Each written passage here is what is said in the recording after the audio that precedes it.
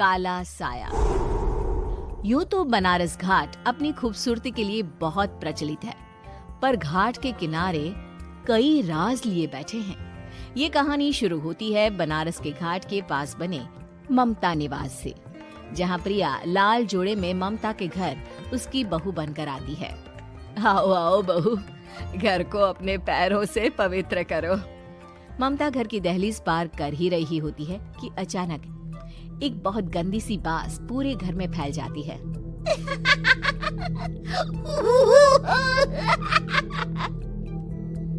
ये बदबू और ये आवाजें, ये कौन हंस रहा है माँ?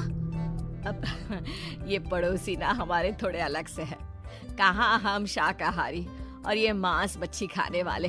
छोड़, तू ध्यान मत दे और गृह प्रवेश कर। और हाँ बहू, अपनी सास की एक बात हमेशा याद रखना, इन पड़ोसियों से तो कभी बात नहीं करेगी।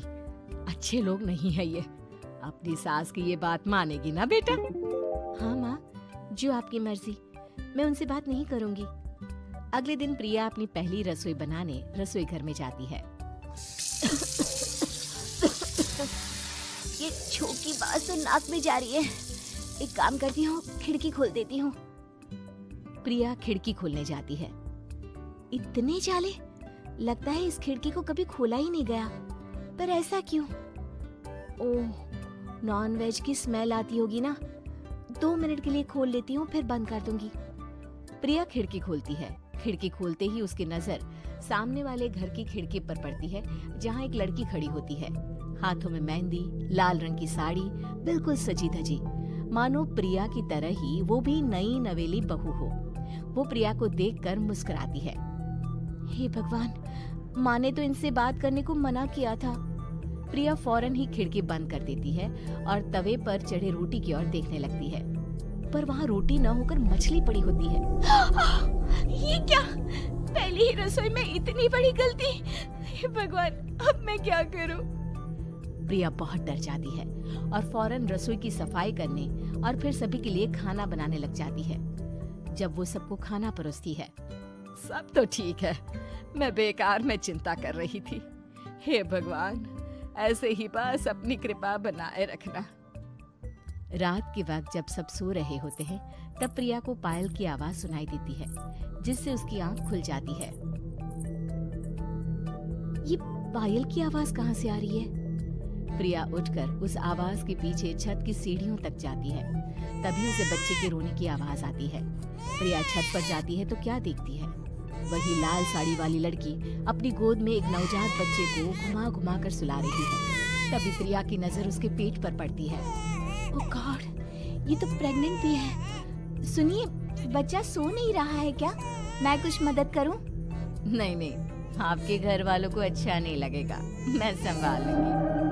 स्नेहा की गोद से बच्चा हाथ मारकर प्रिया की गोद में आने को छटपटाने लगता है। दोनों घर अगल बगल में बने होने के कारण प्रिया उस बच्चे को गोद में ले लेती है। प्रिया के पास आते ही वो सो जाता है। बच्चे का वो स्पर्श रात भर प्रिया भूल नहीं पाती और अगली सुबह वो छत पर कपड़े सुखा रही होती है। तभी उसे एक औरत इशारा करके बुलाती है। स्नेहा कह रही थी बाबू तुम्हारी गोद में आते ही सो गया। मैं गौरी, स्नेहा की माँ हूँ। बहू, घर आना, बाबू को खिला भी लेना। शाम को जब घर पर कोई नहीं रहता, बच्चे से मिलने के लिए प्रिया छिपकर अपनी पड़ोसन के घर चली जाती है और कुछ देर बच्चे को खिलाकर वापस लौट आती है। इसके कुछ दिन बाद ही प्रिया को पता चलता है कि वो माँ बनने वाली है। ममता की खुशी का ठिकाना नहीं रहता।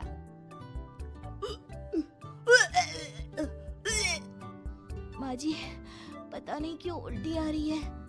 प्रिया भागती हुई वॉशरूम में जाती है तो हरे और लाल रंग की उल्टी करती है। उस उल्टी में से कीड़े निकलते हैं। ये क्या? खून और ये कीड़े!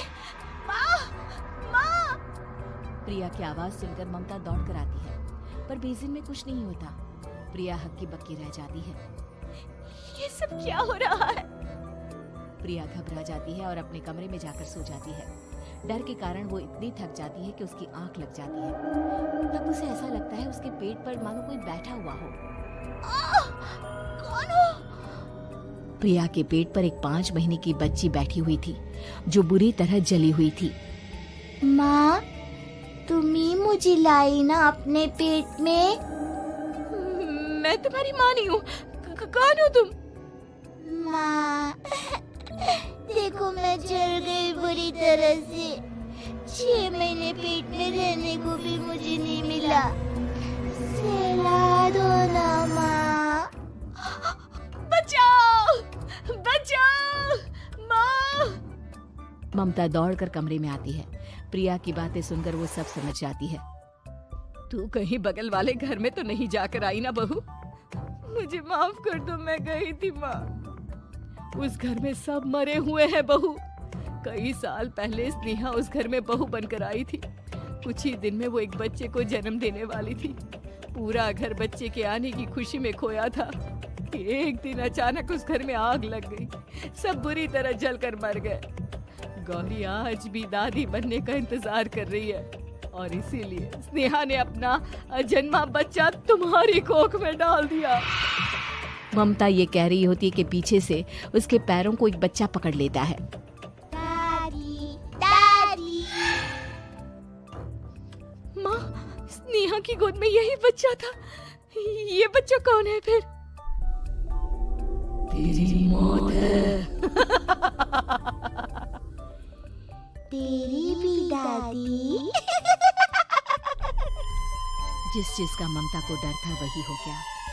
ममता निवास के ऊपर मौत ने चादर बिछा दी थी। प्रिया का पेट ऐसे बढ़ जाता है मानो 9 महीने का हो।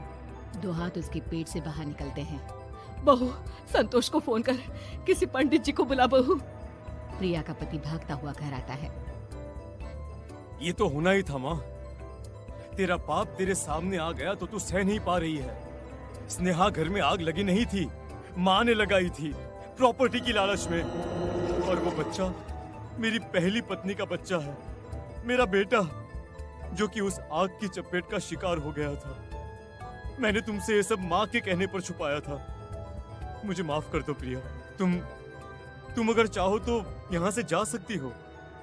मैं तुम्हें किसी भी बंधन में रखना नहीं चाहता। मेरी शादी हुई है आपसे, मैं आपको छोड़ नहीं सकती, पर उससे पहले हमें स्नेहा, उसकी माँ और बच्चे की आत्मा की शांति करवानी होगी। संतोष और ममता गौरी के घर जाते हैं। अंदर सब कुछ जला हुआ होता है। जमीन पर जली हुई लाशें बिखरी हुई थी। ममता रो रो कर अपनी करने की माफी गौरी से मांगती है। प्रिया स्नेहा के घर वालों का अंतिम संस्कार करवा देती है और ममता निवास फिर से आत्माओं के साए से मुक्त हो जाता है। धन्यवाद। और रोजाना नए वीडियो देखने के लिए मेरे चैनल को सब्सक्राइब करें और लाइक, कमेंट और शेयर करें।